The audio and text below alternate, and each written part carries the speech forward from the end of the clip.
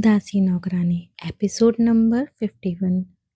वेद ने मिस्त्री को सैंडल पहनाई और उसका हाथ पकड़ के उसे गाड़ी से बाहर निकाला। तो मिस्त्री को खड़े होने में अजीब सा लग रहा था। उसने पहली बार ऐसी सैंडल पहनी थी। मिस्त्री को ऐसा लग रहा था जैसे वो गिर जाएगी, पर वेद उसे समझाते हुए बोला, कुछ नहीं होगा, तुम आराम से चलो।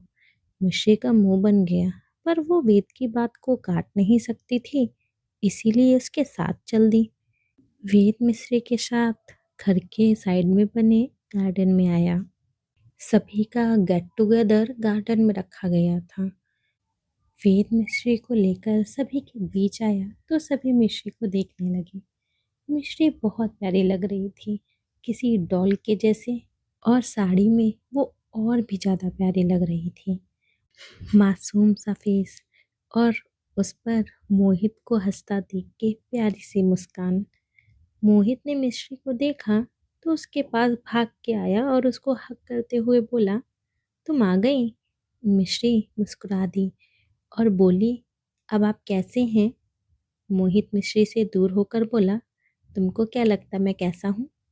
तभी पीछे से नीता जी आई और बोली, इतनी प्यारी बच्ची के आसपास होने से सब अच्छा ही होगा। मिश्री ने पीछे पलट के देखा और नीता जी से नमस्ते किया। नीता जी ने भी मिश्री को गले से लगा लिया और उसके सिर पर हाथ फेरते हुए बोली, बहुत प्यारी लग रही हो, किसी की नज़र ना लग जाए। काला टीका लगाया था ना? मिश्री कुछ नहीं बोली, बस मुस्कुरा दी। तो नीता जी उसे अपने साथ ले गई, पर नज़र वाली बात सुन के वेद का मुंह बन गया। उसने तो ये ध्यान ही नहीं दिया, मिश्री इतनी प्यारी लग रही है, उसे नज़र भी लग सकती है। वैसे तो वो नज़र पर विश्वास नहीं करता था, पर मिश्री के मामले में अब उसे हर एक चीज़ पर विश्वास था। वेद सोच रहा था कि मोहित वेद के पास आया और बोला, क्या हुआ तुम्हें? वेद अपने सेंस में आया और अपना सिर ना में हिला के बोला, कुछ नहीं, चलो। मोहित और वेद दोनों सबके पास आ गए। सभी एक बड़ी सी टेबल के चारों तरफ आमने सामने अपने अपने पार्टनर के साथ बैठे थे। वेद भी मिश्री के बगल में जो चेयर खाली थी वहां बैठने लगा, लेकिन उससे पहले उस चेयर पर मोहित बैठ गया। अब तो वेद की शक्ल देखने लायक थी। सभी वेद की शक्ल देख के छुप के मुस्कुराने लगे। सभी ने ये प्लान बनाया था, आज वो वेद को परेशान कर लेंगे और उसको इस बात का एहसास भी दिलाएंगे कि वेद को मिश्री से प्यार है। इसकी एक खास वजह ये भी थी कि सभी दोस्तों में वेद मोहित से सबसे ज़्यादा क्लोज था। बाकी तो बाद में कॉलेज में दोस्त बने, लेकिन मोहित वेद का स्कूल टाइम से दोस्त था और सभी जानते थे वेद अपनी दोस्ती के लिए कुछ भी कर सकता है। कि अचानक से मोहित के साथ हादसा हो गया। वो इतना डिप्रेशन में चला गया कि सुसाइड करने की सोचने लगा। वेद ने मोहित को डिप्रेशन से बाहर लाने की बहुत कोशिश की, यहाँ तक कि वेद तो दिन रात मोहित के साथ भी रहने लगा, पर मोहित की हालत में कोई सुधार नहीं आया।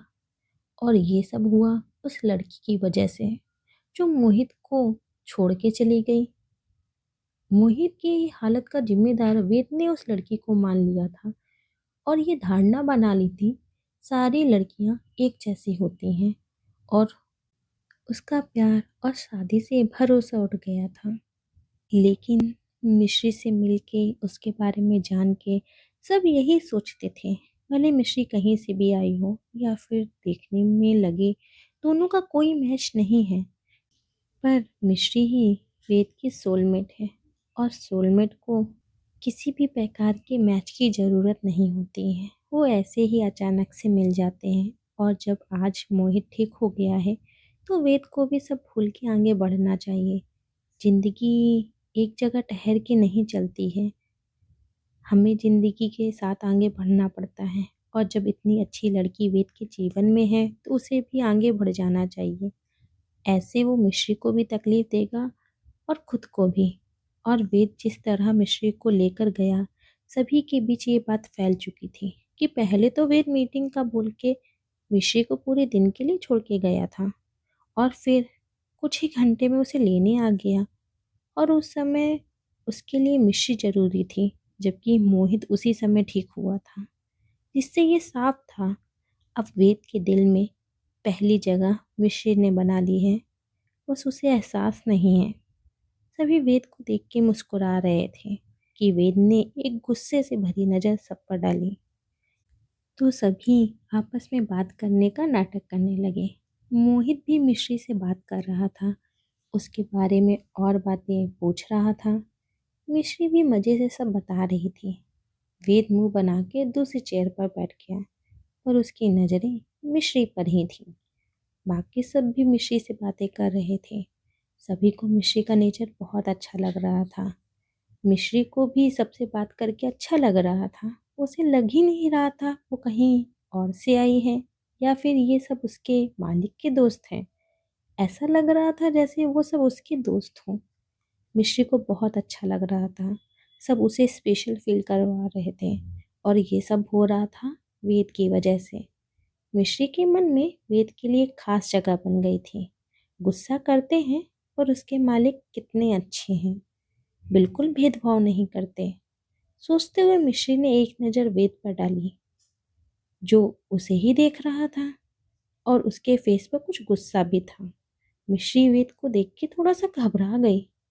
उसकी खास जगह फिर से डर से भर गई। वेद की नज़रें जब मिश्री से टकराईं तो वेद इशारे से कुछ गुस्से के साथ मिश्री को अपने पास आके बैठने को बोलने लगा। मिश्री की आंखें बड़ी हो गई। मालिक उसे अपने पास क्यों बुला रहे हैं? उसने कोई गलती कर दी क्या? पर मिश्री को जाना तो पड़ेगा ही, लेकिन सबके बीच से क्या बोल के उठे? क्योंकि अब वेद एकदम लास्ट में बैठा था और बाकी सब उसके आसपास। वो उठ के वेद के पास जाएगी तो सब क्या सोचेंगे? और किसी ने उससे पूछा तो वो क्या जवाब देगी? मिश्री अजीब सी परिस्थिति में फंस चुकी थी। मिश्री ने फिर वेद की तरफ देखा तो वेद आंखों के इशारे से मिश्री को जल्दी आने के लिए बोलने लगा। अब तो मिश्री की हालत खराब हो गई। वो डर से उठ के खड़ी हो गई कि अरमान की वाइफ उसका हाथ पकड़ते हुए बोली, अरे मिश्री कहाँ जा रही हो? मिश्री को जिस बात का डर था वही हुआ। अब वो क्या बोले, कैसे वेद के पास जाए? वेद के पास नहीं गई तो वो गुस्सा हो जाएगा। सोचते हुए मिश्री की रोने जैसी शक्ल हो गई। वेद मिश्री को देख के मुस्कुरा दिया। मिश्री को देखकर वेद को बड़ा मजा आ रहा था। यहाँ आके मिश्री ने उसे पूरी तरह भुला दिया। अब सही है, अब इसे पता चलेगा। वेद सोचते हुए मुस्कुरा रहा था और मिश्री को आंखों के इशारे से अपने पास आने को बार बार बोल रहा था। अब कैसे जाएगी मिश्री वेद के पास? क्या मोड़ लेगी दोनों की जिंदगी? जानने के लिए सुनते रहिए ये कहानी।